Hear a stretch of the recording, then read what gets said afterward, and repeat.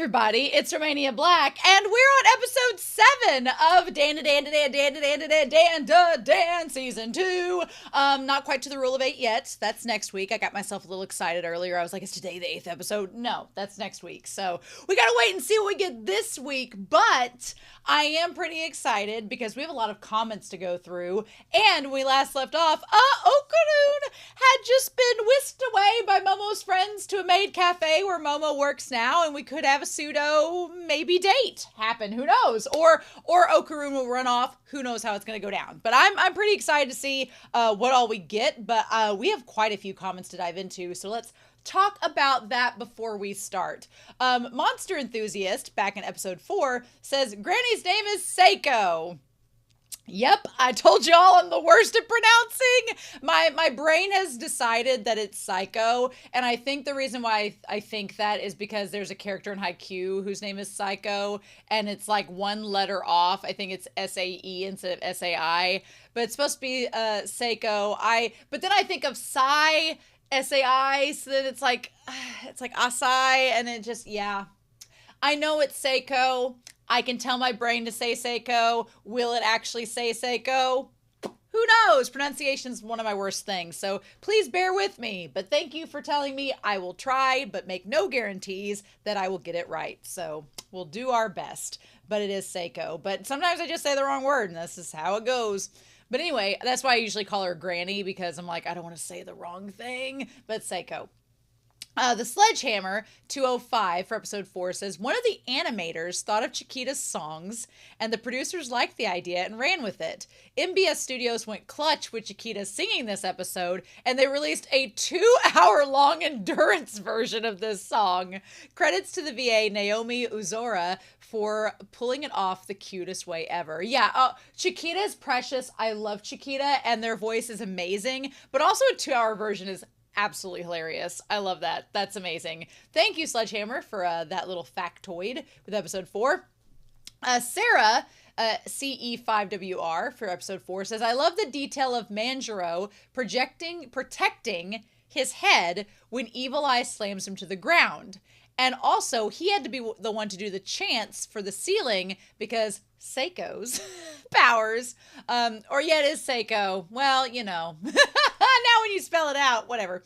They don't work outside of Kamigo City. For the fact that her powers don't work and she was just throwing hands with Evil Eye, that's insanity for what it was. Yeah, I did not take that into consideration during episode 4, but yeah, she literally wasn't able to use any of her powers. So she was just taking a baseball bat and going up against Evil Eye with no protection. So what? Also the fact that Manjiro was protecting his head because he had to do the chants later. I love when little details like that come together in a show. And for this series, that's just amazing. So awesome.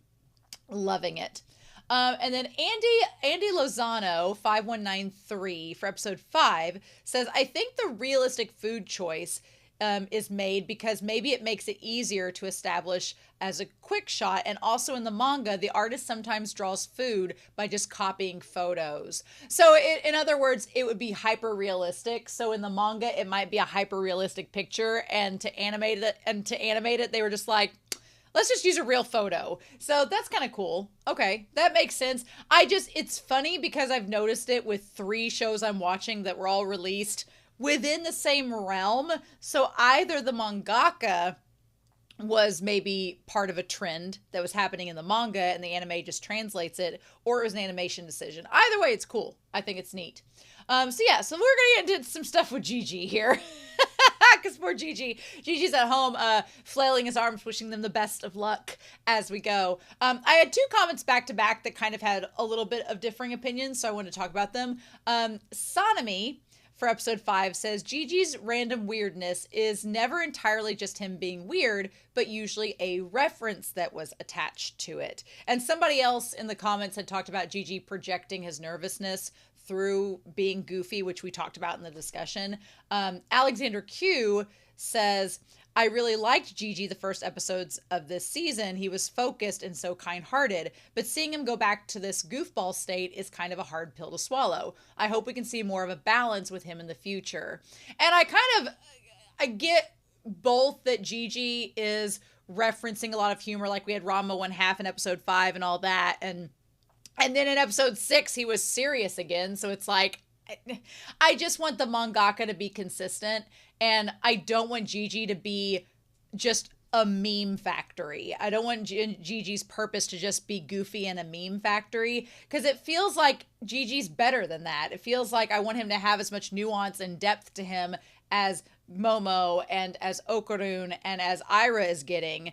I want Gigi to have that as well. And maybe the mangaka just, until we can get Evil Eye under control, the mangaka's like, I don't know what to do with him. So let's just make him goofy. And at least it'll be funny until we can figure out what to do. And so that's probably what's happening. It's just, I'm being honest with you all and telling you that I hope that's not all he does. I hope this is just a temporary period until we can figure out what to do with Evil Eye, and then he'll start to get chances to get nuance and things like that, right? I nervous laugh a lot too, but in real life, I don't know if I could be around Gigi. He's a lot, I think. And I don't want to ever diss someone that is a lot, because you be you and embrace your extra 1000%. It's just not entirely my jam, but you know, to everybody their own. Alexander Q also says, I need to address it, but the Keto family is really weird. Are they subterranean? Well, oh wait, no, I'm getting into Christopher Peterson's comment. But Alexander Q says, what the heck is going on with the Keto woman? She admitted to having grown this worm for 200 years. What did she plan to do with it? Because I don't think she thought she was growing it to protect the town from the volcano. I'm low-key terrified of it all. And Alexander Q is watching the same time that I am, and we're both anime-only folks. So, yeah, I don't know either. I really don't know. I mean, why were you growing a giant Mongolian death worm and, you know, for 200 years? What was the point? And that kind of leads into Christopher Peterson's comment about episode 5, where he says, it's DandaDan. So, of course, the Keto family are some kind of weird subterranean, well, they wouldn't really be aliens if they originally came from the Earth, just from below. But it does put a different spin on the whole Mongolian deathworm thing, as misguided backwards villagers fly out the window. It seems they grew that worm to size for some reason. Again, don't know. Again, I don't know. I believe, and I don't want spoilers, you all in the comments. I don't want spoilers. I think that they're aliens. I think that they have come from outer space and have just buried themselves within the Earth's core for the last hundreds and hundreds of years, and they've been slowly wanting to take over the planet, but I don't know what to do with that, and I don't know what that means, and we don't know yet, so we'll just see where that goes. Then we have for episode 6, Geen over on Discord. I knew I recognized the voice of the Hayase singer. I knew I recognized that voice. It was on the tip of my tongue, but I was like, I don't want to say the wrong thing and be wrong. It's the voice actor of Chuya from Bungo Stray Dogs. And Himuro from Croco's Basketball. He's the lead singer for Grand Rodeo, who, if you've watched Bungo Stray Dogs, go listen to the first OP for that series. Amazing, iconic, legendary, unforgettable. I feel like Lady Gaga here talking about it.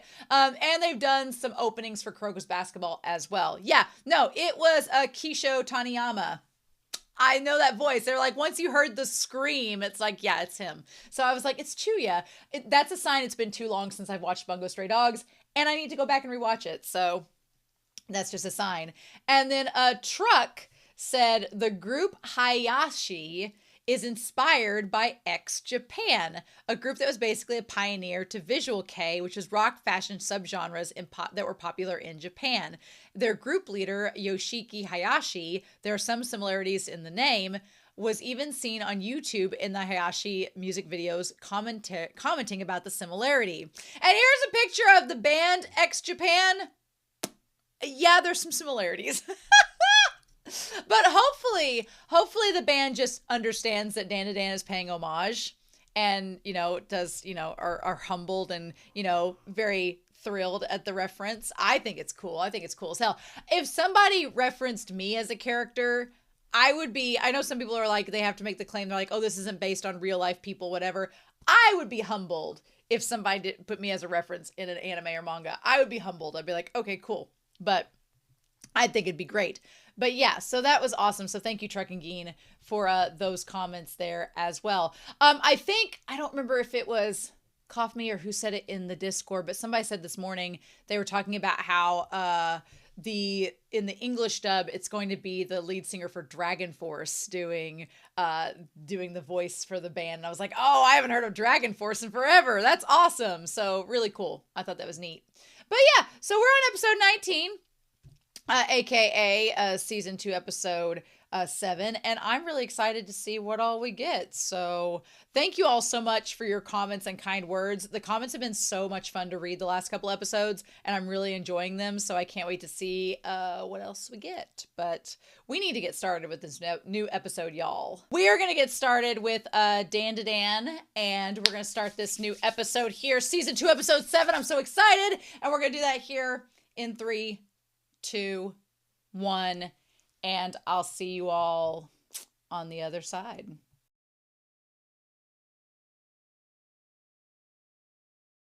For the record, I love everything about this. What a bonkers premise. What a bonkers premise. I love it though. I'm here for it. I'm excited about this. I'm a little worried about a part of it, but we're going to talk about that as we get to it. But this episode was amazing. I honestly think we were talking about this in the comments, and Alexander Q was saying that they like season 2 better than season 1.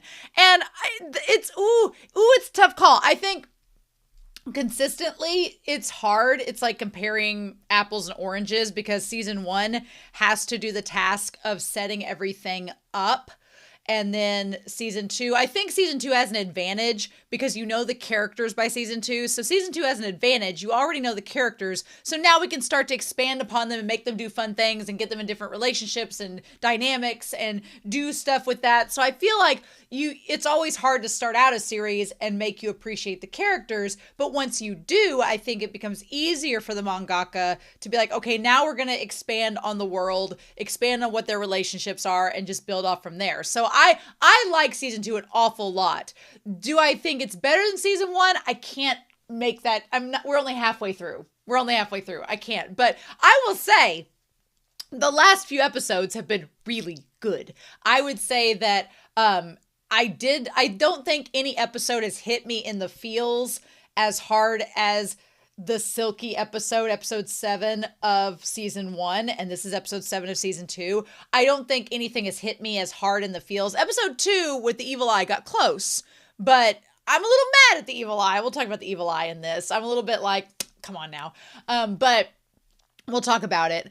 I do think that none of the episodes in season 2 has emotionally hit me as hard as the Silky episode, which that's hard to do. But I think consistently this series has been really, really good. I think I like it. I'm enjoying it maybe overall more than I am season 1, but I think the quality is just as good. It's hard to compare, and the season's not over yet. So, I don't want to say too soon that it's better or anything like that, but I love this episode. This episode was great. So something that DandaDan has done really well consistently throughout the season is sound design. I mean, last episode, you want to talk about contrast. Last episode, we had this enigmatic, bombastic concert and screaming vocals and just head-banging music.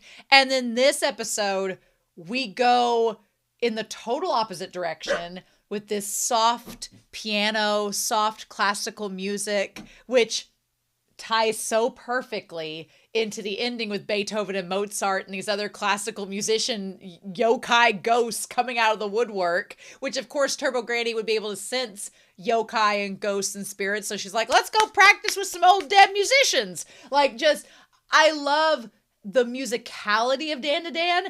And when I started DandaDan, I was like, it's obviously not a music anime per se, but musicality is a big part of it. And there's been a lot of dancing and musical, you look at Silky, the ballet, you look at Evil Eye with the dance that it wants to do with all its friends. There's such a musicality to the series that I wasn't expecting when I started, and it doesn't feel forced or weird. It's just because DandaDan's weird to begin with. It just feels like, oh, this is a part of the series now. And it's so cool. I love the contrast of the rock music exorcism of last episode. And this one's about classical, getting back to the basics sort of thing for Okarun, who wants to become stronger because the evil eye is a very persistent threat, which we're going to talk about in this. But I love the opening where it's at this maid cafe and Okarun is like, oh my God, what do I do? The two friends, they are real ones. They know that Momo likes Okarun. And by far, Okarun is the best guy that Momo's ever been with and probably will be with. Like, they have such good chemistry. Okarun and Momo have such good chemistry. They hit it off immediately. And it works really, really well. And my dogs are fighting with one another, and it's annoying. So, you too, getting all rowdy. Don't do that. But they're acting like... they're acting like Aira and Okarun or Aira and Momo. They're acting like Aira and Momo. But anyway, so I definitely love the chemistry we're seeing with Momo and Okarun. I feel for Okarun because I can relate to Okarun. I'm not a forward person in relationships. I'm not an experienced person in relationships. So I would very much be like Okarun, where I'm like, I don't know what to do. And I would be constantly worried I'm doing the wrong thing and I don't know what to think or say. But what's so inspiring about Okarun is that he is not only trying and he's growing and developing as a character, but he's also becoming more confident in his resolve with his decisions. So when he decides, no, I'm going to walk you home, that's what he does. And sure, he might have gone somewhere else to hang out while she was working on her shift because he didn't want to just hang out outside of her place of work. He may have gone and sat somewhere else so as to not bother her. But when he was like, no, I'm going to walk you home because I want to and because I care about you and because I'm being nice. That's so good. That's so good. But her friends trying to be the matchmakers. Now, I'll be honest, maid cafes, I have never been to one. My brother and I went to a convention back months ago and we tried to go to the Maid Cafe because I wanted to experience it. I'm like, I've seen it in anime. I want to see it in real life. What's it like? What's the vibe? Because you see it in anime, but you probably need to experience it yourself, right? But all 3 days we were there, the Maid Cafe was sold out. Every time we came by, they were like, tickets are sold out. And I'm like, never mind. So if I go to another convention, I'll probably just buy a ticket ahead of time, I guess, to reserve myself a spot. I don't feel like I am the target audience of a maid cafe, especially one that features women, because I'm not attracted to women. So I'd be like, cool, you're in a maid outfit. Ain't no shame, ladies, do your thing. I am not the prime focus of a maid cafe. And it looked like there was tourists and possibly women that were like, yes, please. They were all into it. And that's awesome. But I don't know. Now, if you gave me the free version of the Maid Cafe, the free Iwatobi Swim Club version of the Maid Cafe, I would be all for it. But that is neither here nor there and probably not the case. But yeah, so poor Momo, she took this part-time job because she wanted money. To be fair, I think it's interesting Momo probably got the job because they probably didn't have to buy another wig. I was like, do all the women working there have brown hair that's in a bob, or did they buy wigs? And Momo just happened to have the perfect hair without a wig, and they were like, hired. We don't have to spend more money. So I don't know. I'm watching another series right now that involves a maid cafe, but those characters have wigs, and they're more like anime characters, where this is just more of a traditional maid cafe. So I don't know how that works. Or it could be something like there's an ice cream store that's like in town, and it notoriously, the owner hires the same demographic of women to work there. Only women, by the way, to work there. Is it kind of creepy? Mm-hmm. And I'm like, ugh. So maybe the maid cafe had a standard, and they're like, you have to have a brunette bob to work here. I love, she's like, welcome, you bastard. And here's the thing. Okarun's kind of into that. Like, he's just like, he's kind of into it. And he's like, oh, Miss Iyase, how dare you? Like, he's so scandalized, clutching his pearls. But there's also, like, a part of it that's like, maybe he kind of likes it. But I feel so bad because, like, here's Okarun trying to be like, what do I do? And he's looking around all the bows and everything, the food and stuff they order, the lights. And then he looks over at Momo, and here she is in this maid outfit. You know, every otaku's fantasy is having your crush in a maid outfit in a cafe, giving you something. And it's like, but what I love about it is that Okarun is not, for lack of better words, he's not gooning towards Momo. He's not like blushing and awkward because he's like sexually aroused or something like that. He's awkward because he likes her and he's like, oh God, what do I do with these emotions? You know, I like the maturity that the series gives to Okarun in this episode, not only in the Maid Cafe, but afterwards, and then in him wanting to become stronger to be able to fight the evil eye, which we'll talk about when we get to it. But yeah, poor Momo though, she's just like, may it get tastier. And they're like, louder, please, say your things. This series, whoever is the art director for DandaDan right now is killing it. Because I love not only like the OP where things are done through Okarun's glasses and we see the perspective. I love that we see things like shot through his glasses, how he's seeing Momo, the art direction. Everything about this series right now is just checking off lots of boxes and doing really good. But yeah, poor Okarun. He's like, I don't know what to do. And so like, to make it even tastier, create a heart in front of your chest. Okay, there is a girl in the back that has long brown hair, so maybe they're not always, they all have to have the bob. But I love the two best friends. They're like, yes, we've hooked them up. We're doing good work. Like, they really are. These ladies are doing the Lord's work for us in this episode. The Moi Moi tri-beam. Love it. So yeah, then we have the OP. We're going to get past the OP. And then at the end, she's like, please don't come again. And she's like, I hate you, you two. And they're like, your maids are great too. You look so cute. And she's like, you're just here to make fun of me. Go home. And so she asks, Okarun says he's going to stay. Okarun's like, I'm going to stay. And the girls are like, mission accomplished. And they go home. And so he offers, he's like, so I shouldn't come back. She's like, no, I can't do my work here. And Momo's not trying to be mean, but she is being legit in that she cannot do her work when he's around because she has a crush on him and it's not going to work. So she's like, no. And she's like, I'm embarrassed.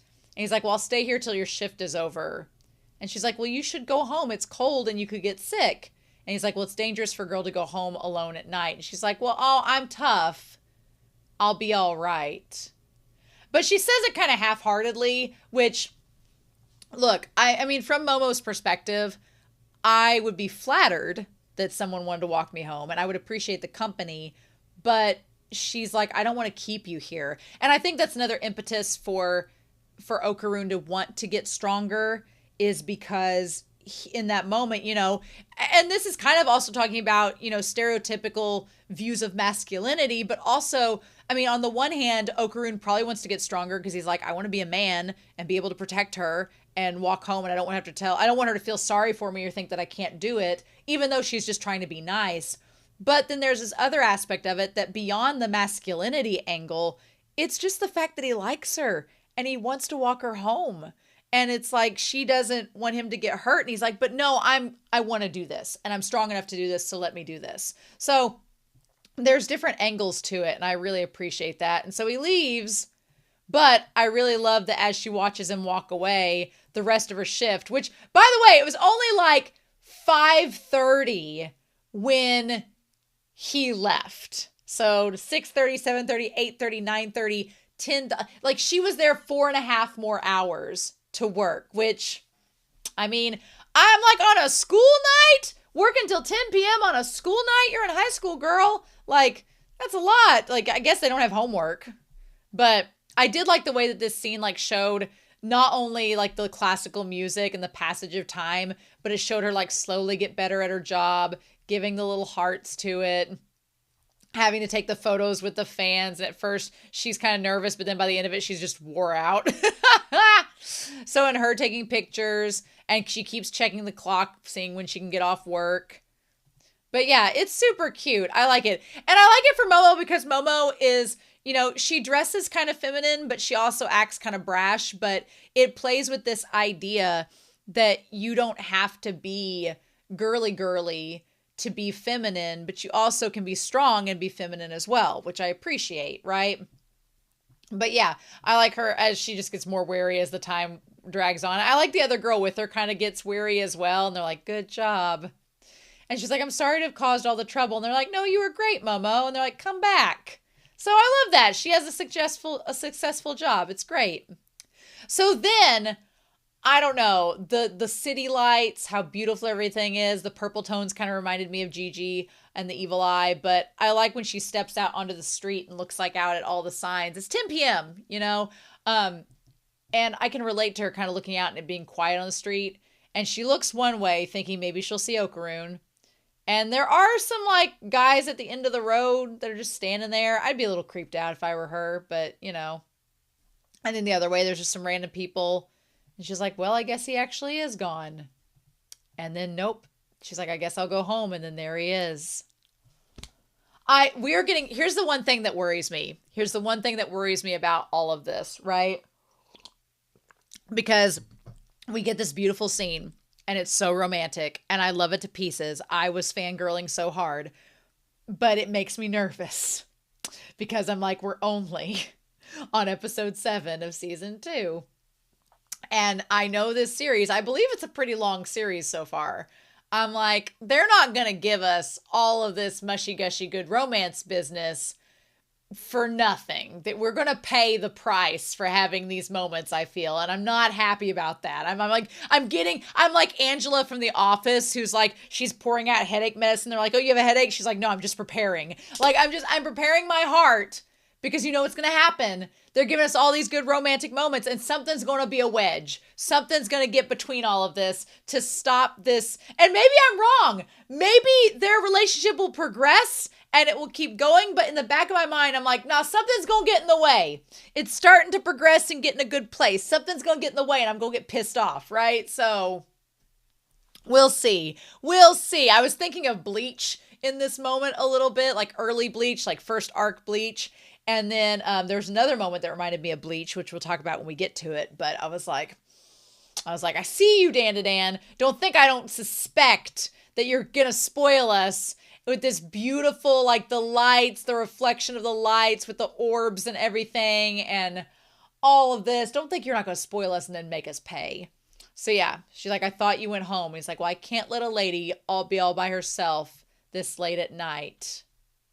And I mean, he's just a gentleman. Like, I love that about Okarun. And when he grabs her hand and he's like, oh, well, it's cold. And when he puts his hand down and she takes it back, I loved this whole scene, everything about it.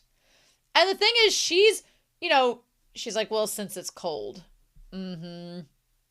And of course, Okarun's like, okay, this has happened. I'm having this moment. Now what do I do? It's just, Okarun's like, what do I do? It's so cute. And then we cut to Aira. God, I love Aira. She's just really, she's worn on me in the best way. I love her where she's sitting there just drinking the boba tea. The boba tea should have been a sign. Should have been foreshadowing. And I actually thought about it during the reaction when they were getting the thermoses. I was like, oh, Aira, she's got boba tea. That's cold. Did not hit me that it was going to be something that come back that would splash on Gigi. Did not hit me at all, which we'll talk about, but this episode's amazing. But yeah, she's sitting there just dead fish-eyed with the boba tea. God. And Manjiro's back. Love Manjiro. I like that Manjiro is this realist. He's very pragmatic and realistic and like, hey, we tried this. It's not working. We're running out of time. We're going to talk about more with him and Saiko and their conversation. But I was like, oh, interesting.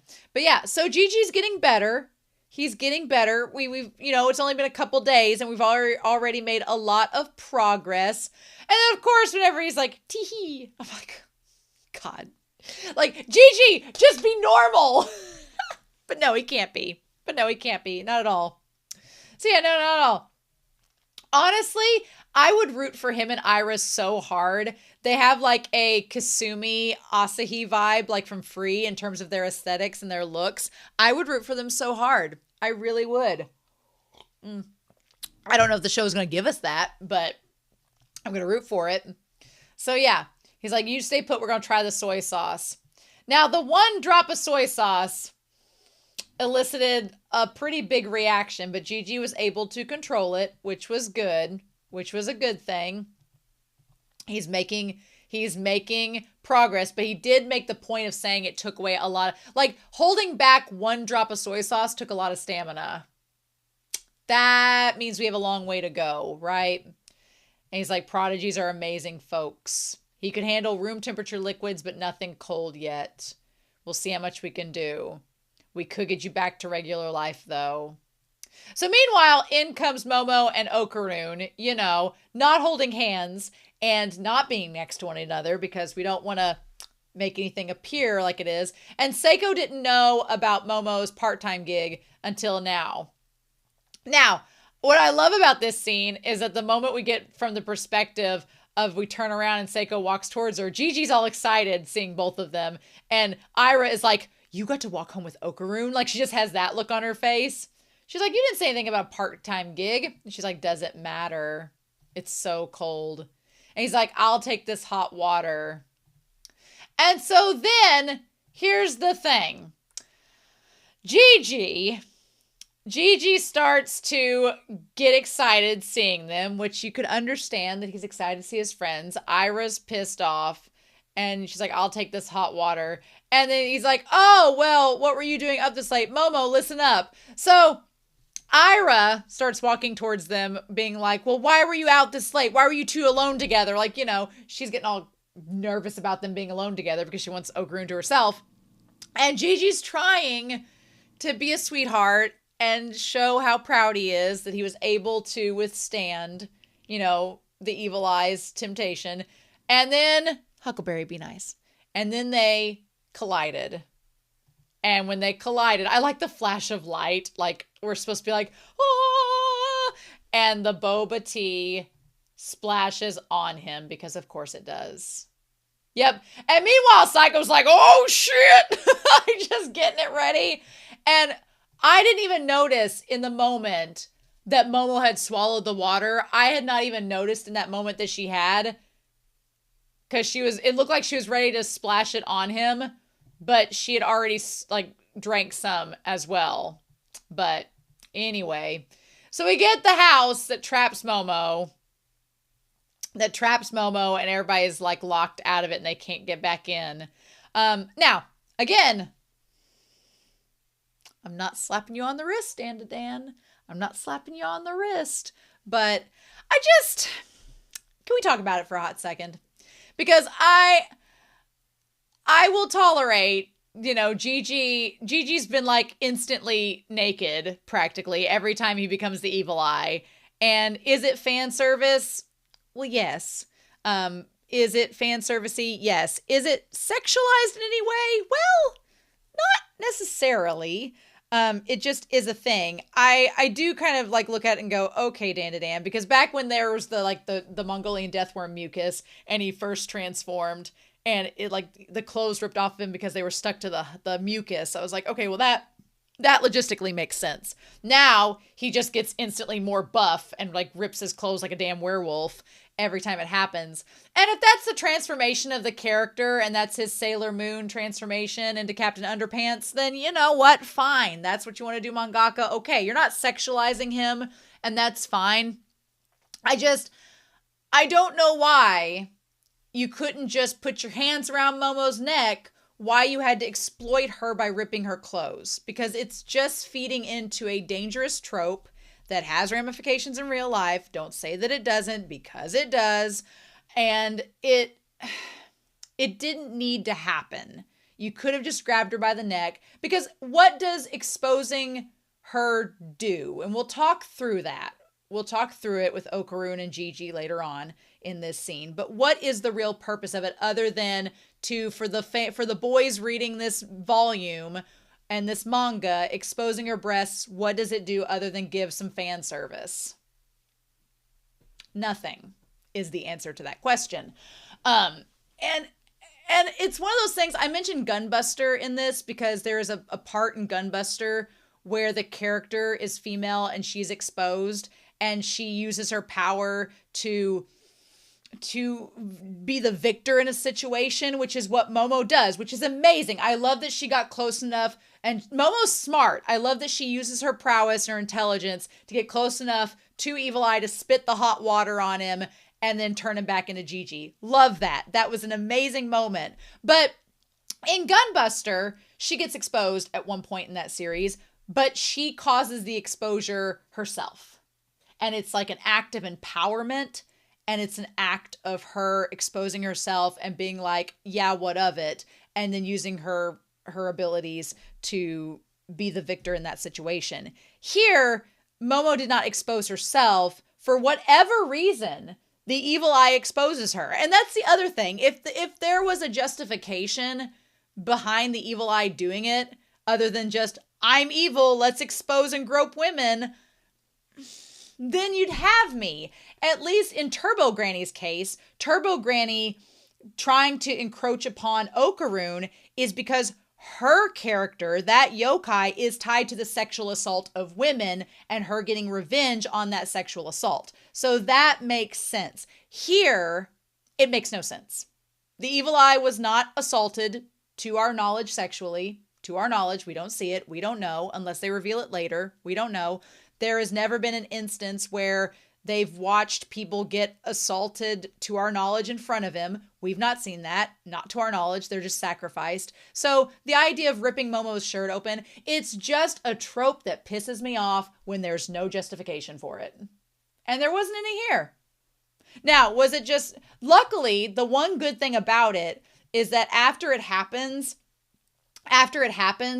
they don't sexualize Momo's body to the point where it's like putting her in a compromising position. Like, yeah, she's tied up, but they don't frame the shot in a way that it's compromising, like I've seen done in series like Berserk, for example. In Berserk, for example, don't even get me started. But it happens quite a bit, and the women are in very sexualized, gratuitous positions throughout those moments. Here, that's not the case at all, which is great. But the other reason, I guess if you were going to give some reason for Momo being exposed, I guess if you were going to give some reason for it and argue for it, the only thing that makes sense is because Okarun is a very traditional heteronormative role man who has this gender role masculinity present of let's be chivalrous, and him seeing Momo exposed is a sign that he wasn't able to prevent it because he was too weak. That's literally what it's there for. If you're going to argue anything at all, that's what it's there for. To expose her, to show to Okarun that he wasn't strong enough yet again to prevent it from happening. But at the same time, you didn't have to do that. You could have just had her strangled and that would have gotten the job done. Because in the end, Momo ends up saving herself. So I like the subversion of the moment, and I love that Momo is smart and puts her intellect to good use. I love every bit about that. My only thing, this is all just to say, you didn't have to rip the shirt open. Her boobs didn't have to be exposed. You could have gotten the same message across without that. But yeah, so yeah.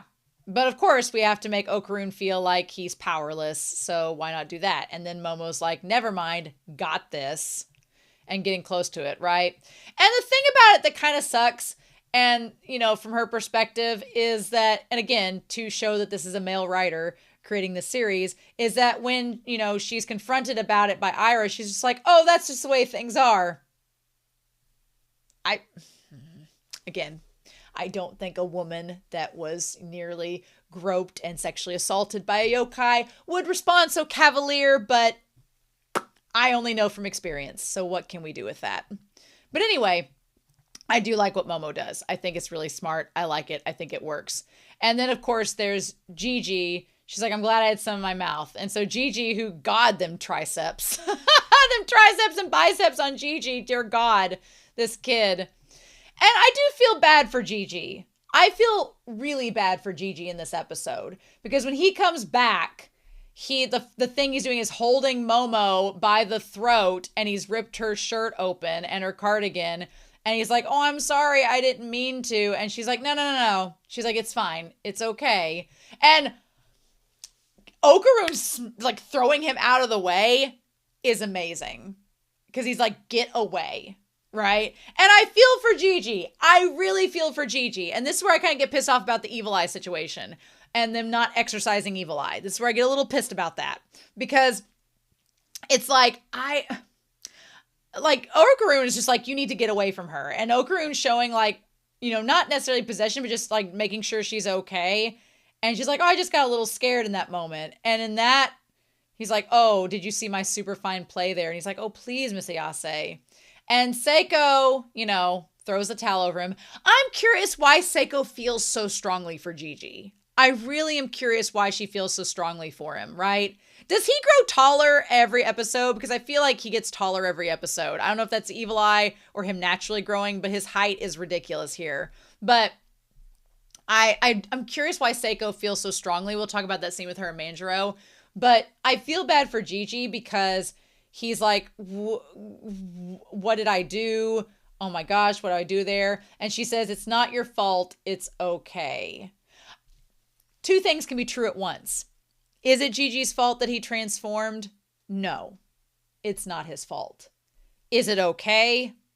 No, it's not. And I feel like Saiko is like, oh, it's fine. You're doing your best. But I'm kind of a little bit with Manjiro being like, the problem isn't that Gigi can't do it. He can, but look around you. We're in a house held up by cardboard boxes and tarps that is barely stable. And Gigi's not learning fast enough. And I want to say that Gigi is taking it as seriously as he can. And he's trying as hard as he can. And it's really difficult. But I get where Manjiro's coming from. Whereas, Turbo Granny and Silky, who, by the way, are female yokai spirits. Don't know if that makes a difference, but just throwing it out there casually, that it could. Who knows? Maybe there's some kind of commentary there that we might touch on later on in this series. But the two female yokai spirits eventually either willingly merged with the human and left their powers to them, like they did with Aira and Silky, or they were trapped in a different vessel, but their powers were given to Okarun, as would happen to him. But Turbo Granny has kind of turned over a new leaf over time, right? Even though she's committed some atrocities, so let's not forget that. And Silky had committed a lot of atrocities, but turned over a new leaf. But I'm kind of with Manjiro a little bit that Evil Eye is not doing anything remotely different. Evil Eye is not the least bit sympathetic, which is so problematic. Gigi has bent over backwards with his kind heart and his soft soul, and Evil Eye is not moved at all. Not even a little bit. There's not even like a moment where the Evil Eye's like, should I be evil? No, I'm going to be evil. No, he just is. And I'm like, we're not making any headway in terms of Gigi getting to Evil Eye. And I'm actually surprised by that because I thought Gigi's compassion and kind-heartedness, especially with the spiritual energy that he has, would do something to alter the mindset of Evil Eye, but it has done nothing. So it's like, and you said earlier, he's just going to keep getting stronger and stronger. So I'm kind of with Manjiro. I'm like, if Gigi doesn't do something soon, or we don't make headway, this is going to get too dangerous and somebody's going to get hurt. And that's why I'm wondering why Saiko is so dead set on Gigi. Because, it's not like exercising the Evil Eye is going to take away Gigi's powers. He's still going to be spiritually aware and have all this spiritual energy. Saiko's just worried about Gigi not being as kind-hearted or happy as he usually is.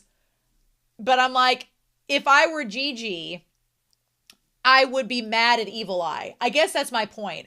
I don't know why Gigi's not more pissed at Evil Eye. Gigi has been like, but he's just a spirit that's just this little dancing spirit that's had all this stuff against him. I'm like, but he's trying to kill your best friend. So, are you really that sympathetic towards this murderous yokai that twice now has tried to kill your best friend? I want Gigi to get mad at Evil Eye. And the fact that he's not kind of makes me mad at Gigi. So I'm like, I need you to figure something out, Gigi. Don't be giving the Evil Eye all these little caveats of like, well, he just can't help it. He's trying to kill Momo and grope her and possibly assault her. What you gonna do about it? Because Okarun's trying to do something about it. So it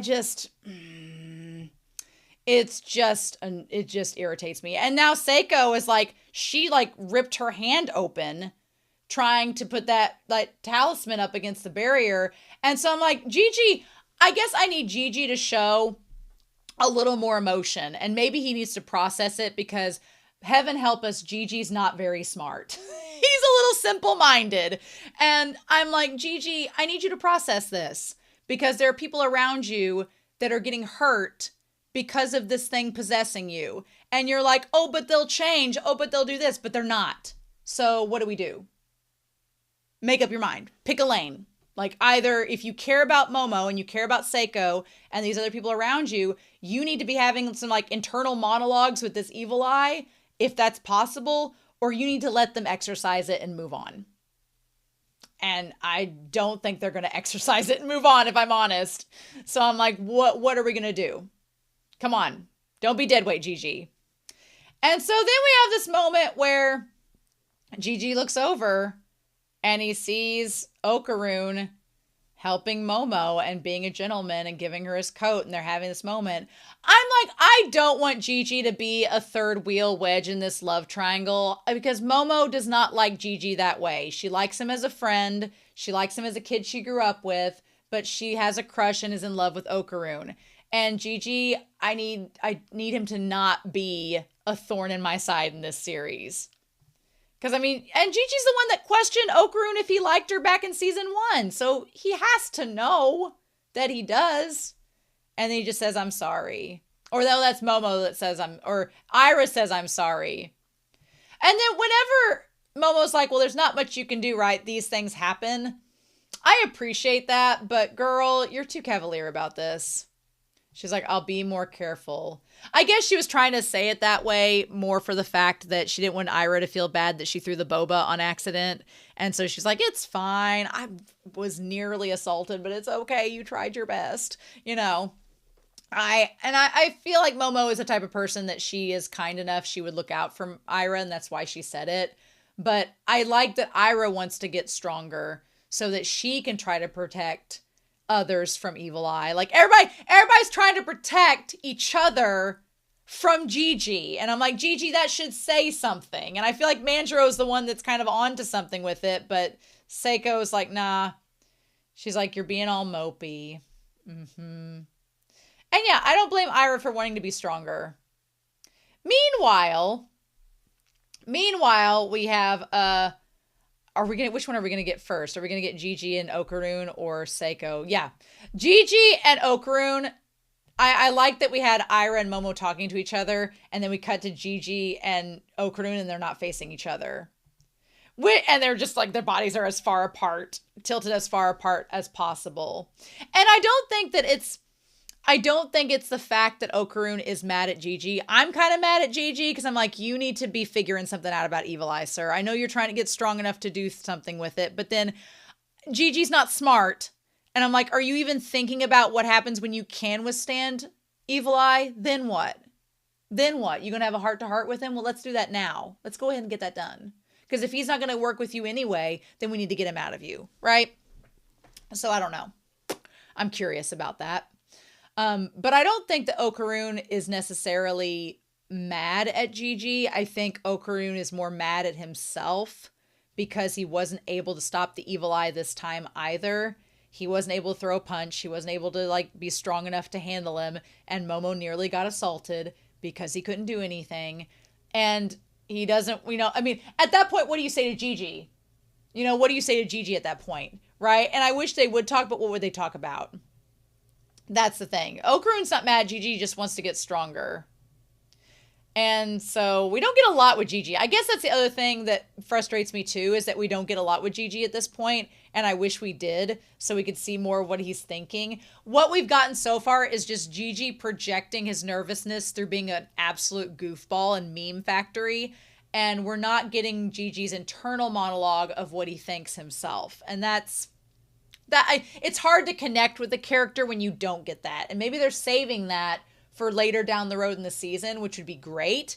But who knows?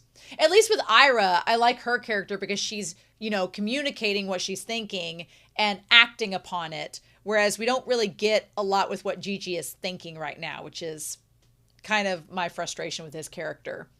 But yeah, so then we go to Mr. Peeny.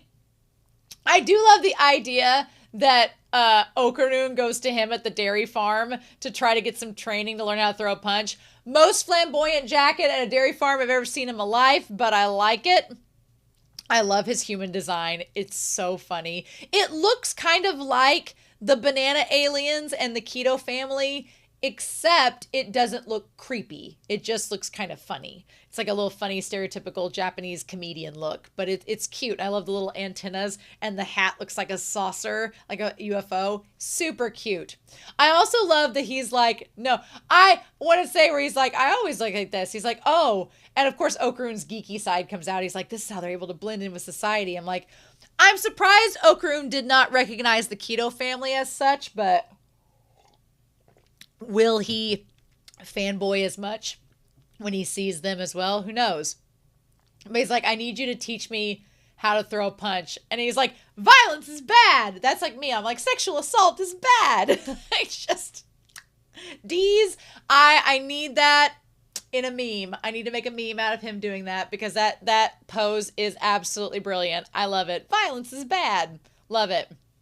But what I like is he actually is getting Okarun to carry the bags of feed, which a bag of cattle feed is usually 40 to 50 pounds.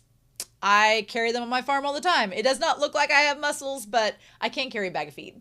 But you carry enough of them bags, you're going to have arm day covered. So I wondered if inadvertently that Mr. Peeny, it sounds like Mr. Feeney from Boy Meets World when I say it that way, which is funny. But Peeny Weeny, him having Okarun help him carry the feed could inadvertently be a way to train him without so much focusing on actual fighting, right? It was super cute though. So he goes back to the house and Saiko is there with Gigi, and Saiko is trying to help Gigi. She's like, do you have a part-time job too? And he's like, yeah, kind of. But when he shows up, he looks over at Gigi, and Gigi looks over at him, and Gigi just seems embarrassed because, you know, I'm sure Gigi feels bad that he nearly hurt Momo. And now, here's the thing. If Gigi is not a wedge in this love triangle, which I hope he is not, I feel like maybe Gigi has realized that him and Momo are developing a relationship, and now he feels even worse because he's like, oh, you love her and I hurt her, and that was not my intention. And for me, I'm thinking up all these theories about Gigi. I need to know what Gigi thinks. I need Gigi to voice that. And I feel like we're going to get that, just not yet. So it's, what do we do? What do we do? Right? So then they both kind of go their separate ways, and Seiko's like, okay, what do we do about this?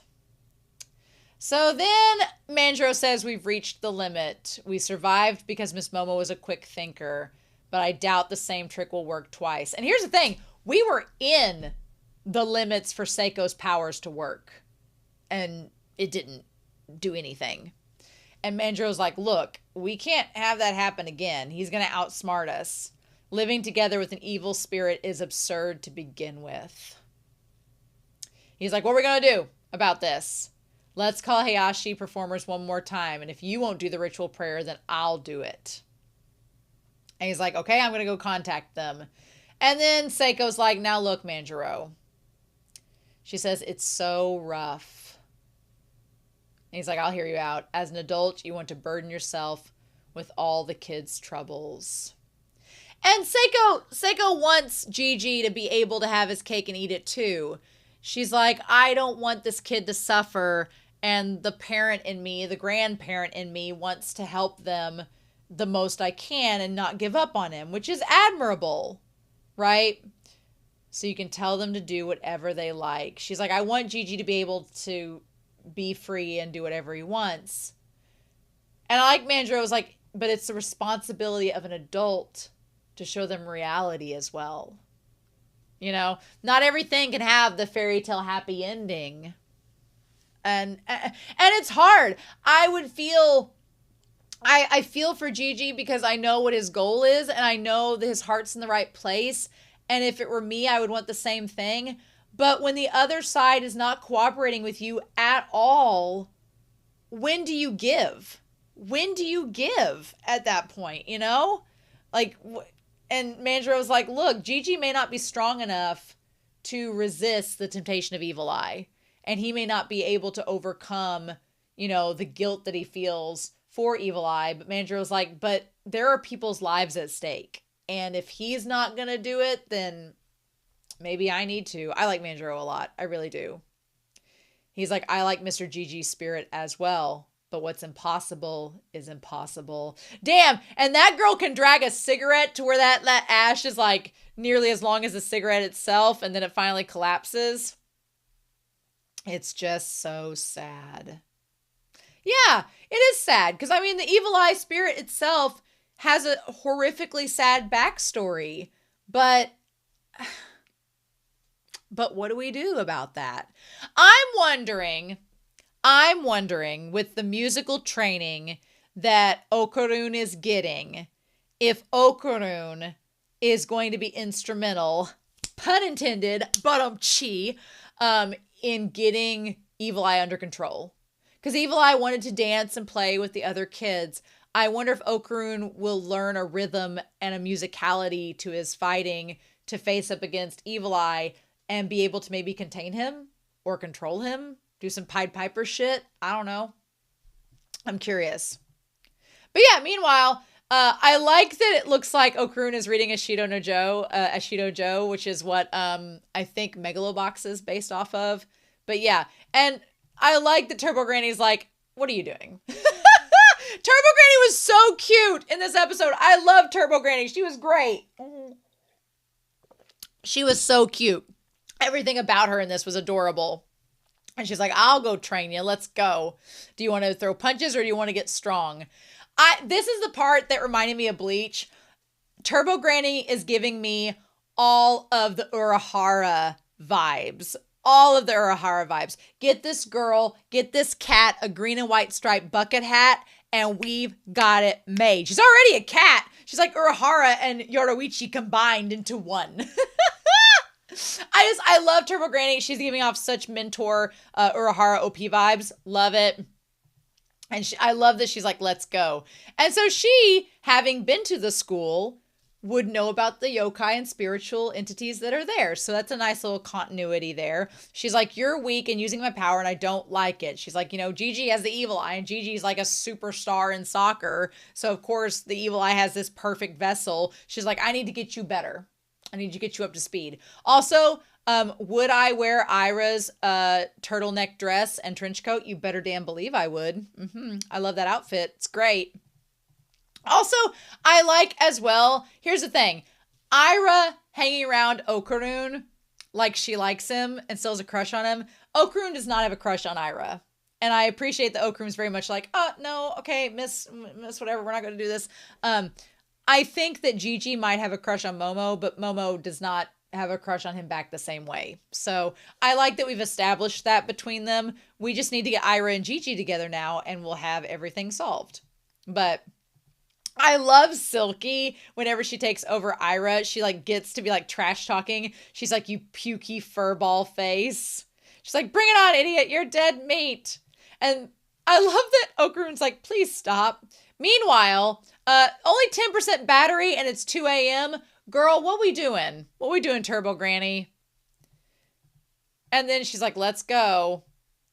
And then does Aira have, somewhat of a split personality? Maybe. She's like, I would never come up with words like that. She's so innocent there. And she's like, moron, pukey furball face, sliced pork moron. And she's like, oh, hey, Okarun. The way she transitions back to Teehee, she's kind of like Gigi, but she's much more toned down. She's kind of like Gigi, but she's a little bit more toned down. And I'm like, okay, I need Gigi just to tone it down a hair, maybe. It's like, you guys are hopeless. I love this. I love the music room. I love the very realistic posters of Mozart and Beethoven and Tchaikovsky and all of them. I love it. And I love how she explains you need to jump in sync with the notes. And the way he jumps, the little 2-beat, it's so cute.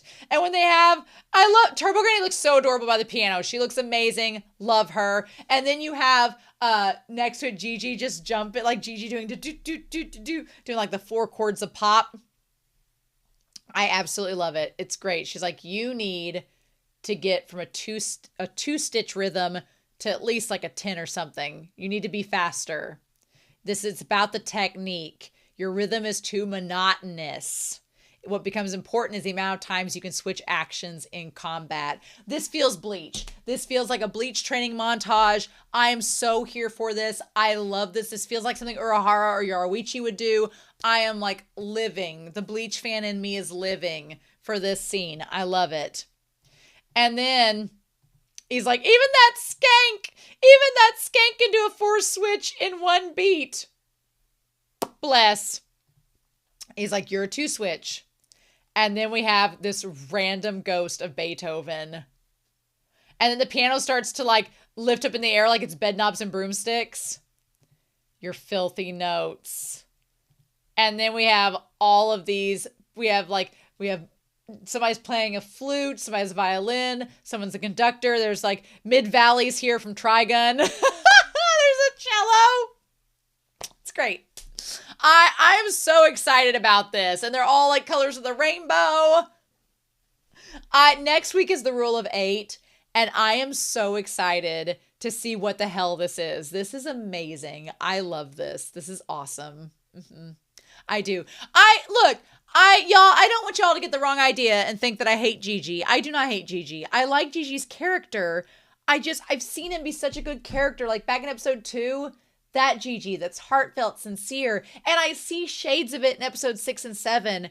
But because he's not communicating to us, the audience, he's not talking, I'm like, it's so hard for me to know what he's thinking. And I have faith in the show that they will give us those moments later on, which is why it's frustrating now when we don't get them. And I'm like, and I'm curious what they're going to do about the evil eye.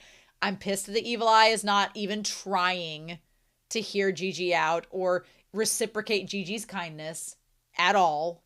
So I don't know what to do with that. I don't know if the Keto family has any influence on that, on the evil eye being that way or not. I don't know.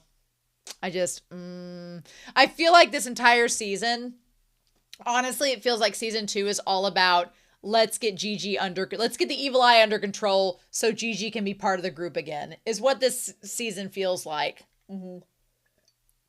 It really feels like that, which is fine. I love it. We've got a long way to go in DandaDan's content, but I'm curious to know what we're going to do from here. So also it's kind of fun that we get Aira and Okarun working together again. That part's fun. I like that. So we'll see where it goes, but I've talked for like nearly an hour about this. So anyway, I hope y'all have a wonderful week. Please stay safe. Take care. This is a really good episode, and I'll be back again with some more DandaDan next week, and I'll see you all then. Bye.